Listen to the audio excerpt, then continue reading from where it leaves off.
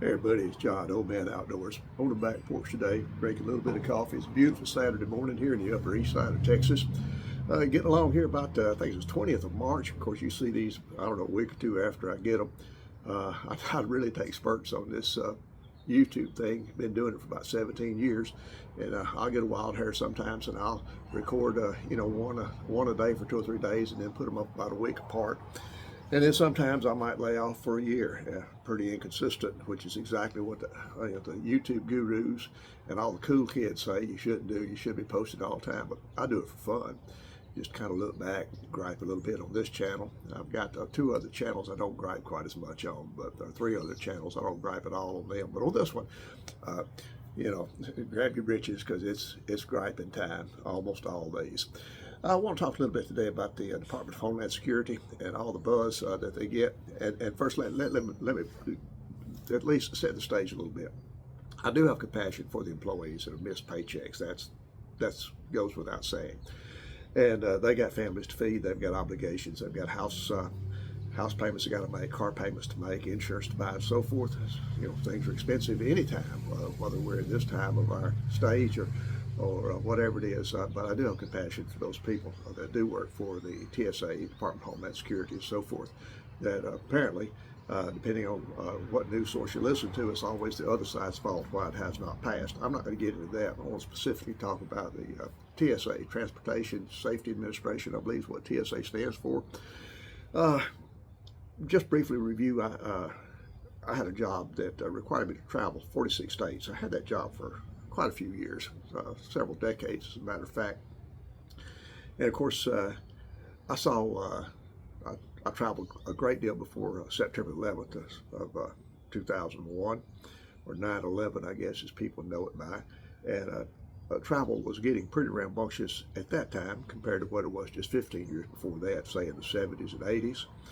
I think that's when it took a turn. Then after 9/11, of course, that's where TSA got involved, and now I really haven't flown, have no desire to fly. I have not been in an airplane in over, I guess, 10 years now probably, and I have no desire to get back in one, nor to travel inside an airline at all, unless it's just absolutely no way I can get around it, which I don't foresee any circumstance where that would be. Back to the subject at hand, and that is TSA.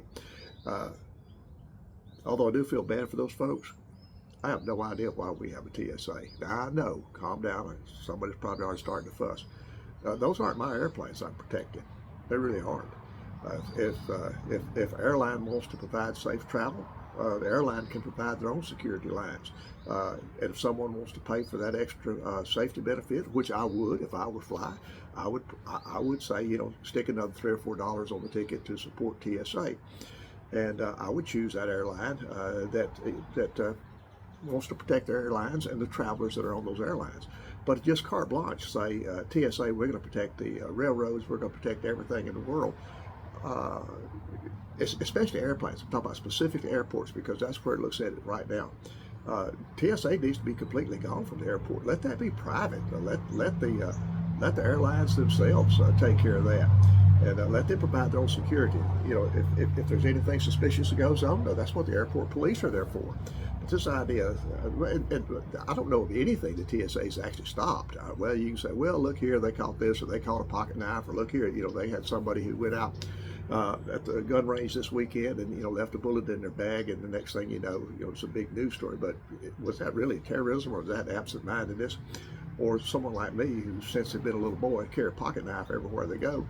And frankly, I have gone through TSA with a knife before and didn't even realize it until I got behind the checkpoint.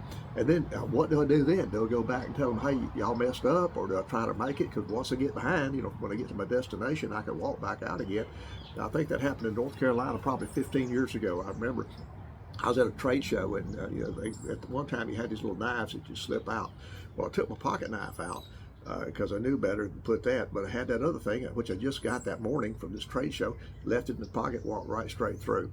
And or maybe I think that little knife was in my briefcase. That's where it was. It was in the briefcase. I didn't catch it, and that was a razor sharp knife. And that was after 9/11 and all that kind of stuff. So I don't really know they were doing that good a job anyway. But the bottom line is, that's not my airplane. And you know what? And if an airline wants to come out and say, "Listen, we're going to cut your fares half price now. We're not going to check security. We're going to do the best we can, but we're not guaranteeing any type of safety. But you know, here's your price of your tickets, or you can go down the road down here. You know, and they got the best. You know, they got the. I think the Israeli army is the one that's got the model airport security. You know, we'll put you through that. We'll take your background check. We'll do a DNA check. We'll do whatever it's going to cost you, but at least the taxpayer's not paying that. So that's where I am. I just don't see anything, and I've said before, I am a strict constitutionalist, and I see nothing in there.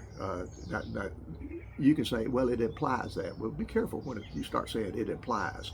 It either explicitly says it or it explicitly doesn't say that. That's my viewpoint on that. And I'll leave with this. Well, why is the Constitution so important? It's important for this one reason. That's the game book. That's the rules that you play the game by. It's what that is. That's the rules that the government governs by. It's not the rules that we live under. It's the rules that the government governs by. And if the government doesn't have a rule book to govern, then every time an administration, and you're seeing that right now, you're seeing that on both parties. First thing that Mr. Trump did when he got in office was he started bringing in all of his perceived enemies in, putting them before.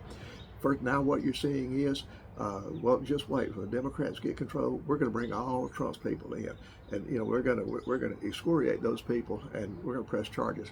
Well, if we had been strict constitutionalists, which we haven't been for over a century, since the Civil War, that kind of broke us away from the Constitution, in my opinion, and I think historically accurate that would be true. But since that time, it has become the whim of the person that's in power. I was listening to someone that it's kind of controversial, but he does make some good points, and I think you should go out from my perspective and you listen to opposing viewpoints or different viewpoints, and I'll tell you a lot of his viewpoints kind of line up with mine. He is a history professor. Is Dr. Alan Harrelson, who has a YouTube channel. And of course, he takes the Civil War from the southern side, and I'm from the south. But I can't appreciate his argument. He makes reasonable arguments. And he was one that came up the other day, and I thought, he's exactly right. And he was talking about the Declaration of Independence, the Constitution, when all that was written, primarily by Thomas Jefferson, as you know. And the main theme that ran throughout that is we no longer want to be subjects of the crown. And that was the start of the whole Revolutionary War, was we do not want to be subjects of the crown. We want to be a free citizenship. Well, today we are subjects of the crown. We really are. The freedom is gone. There's no such thing as private property anymore. This house that I have is already paid for, but every year I've got to pay the state of Texas a fee or a tariff so that I can continue to live in my house.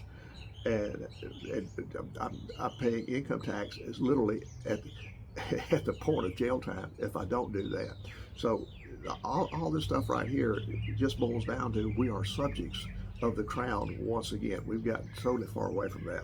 Anyway, that's my viewpoint on TSA. I don't think that should be anything that a taxpayer ought to be paying for that requires my money to protect someone else's airplane. Let the stockholders take that hit. All right, that's enough griping for one day. Catch y'all again. This is John, retired old man from the Upper East Side of Texas. We'll catch you on the next video.